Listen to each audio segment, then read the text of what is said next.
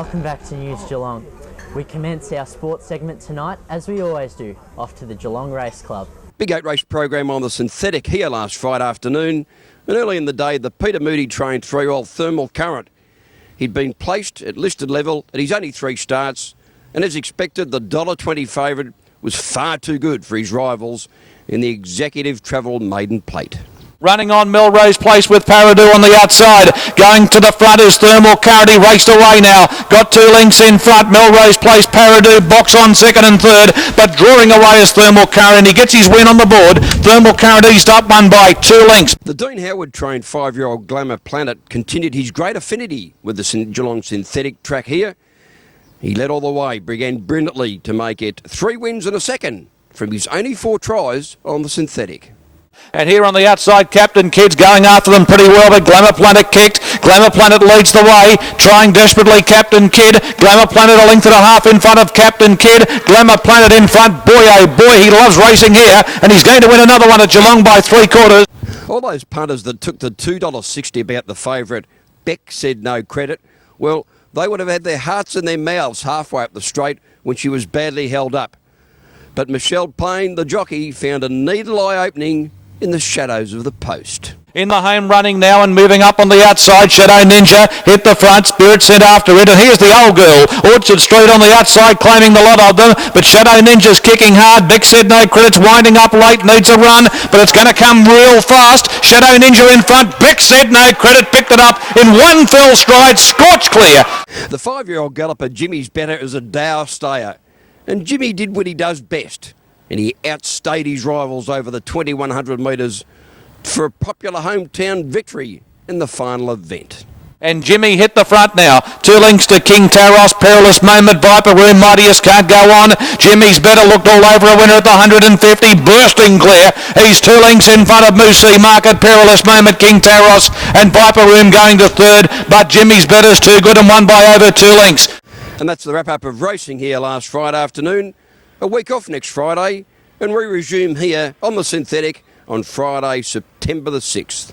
Hope to see you all out here. What do you think of the scarf, Alex? Thanks for that, JD. As for the scarf, I don't know, buddy. We'll move to basketball now, heading to all things Geelong Supercats with head coach Jamie O'Loughlin. The home and away season. Last win at home, and then of course that loss on the road. Yeah, we played Dandenong 2 weeks ago at home in the final home game for the season, and managed to pull out a tough win, against a quality opposition. So, we were pretty pleased with that. We know that there's a big chance we'll even play Dandenong at some stage in the final, so it was good to be able to get a win against them this late in the season.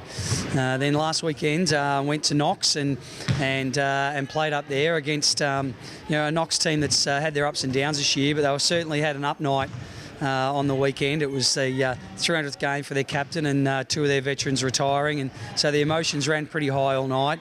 In the end they got the better of us, so disappointing way to finish the regular season, but look, our guys are very much focused on the coming weeks ahead in the finals. Mike Mercer couldn't play that last game because of an ankle injury. To what extent do you believe that made on the final result, and also when can we expect to see him back in the Supercats lineup? Yeah, Mike just had a little bit of an ankle sprain on the Thursday night before the game, and our advice was that it'd be better to just rest him and just give it a full week to recover. So we're pretty confident that he'll be right for this week. And look, it definitely had an effect. It was a late withdrawal, so the guys weren't really aware of what was happening until probably about 2 hours before the game. Look, it had an effect on us, that's for sure. It took us a while to really get going at the start of the game. In the third quarter, we're a bit flat, and that's probably a spot where Mike normally gives us a bit of a burst of energy and really helps us. So, he was sorely missed. But at the same time, we really should have played better and we should have won the game. So it wasn't purely down to that, but it did have some effect. Finally, when can we see the Supercats next and where?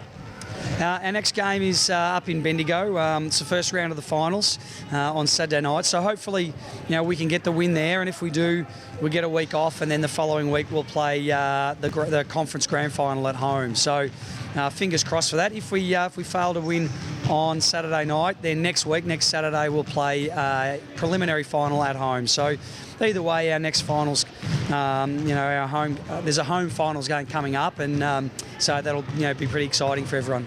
Fingers crossed the Super Cats can prevail. Thank you very much for joining us. Thank you. Thanks for that, Jamie. Remember, you can watch basketball interviews with the Super Cats and the Stingrays on our YouTube channel.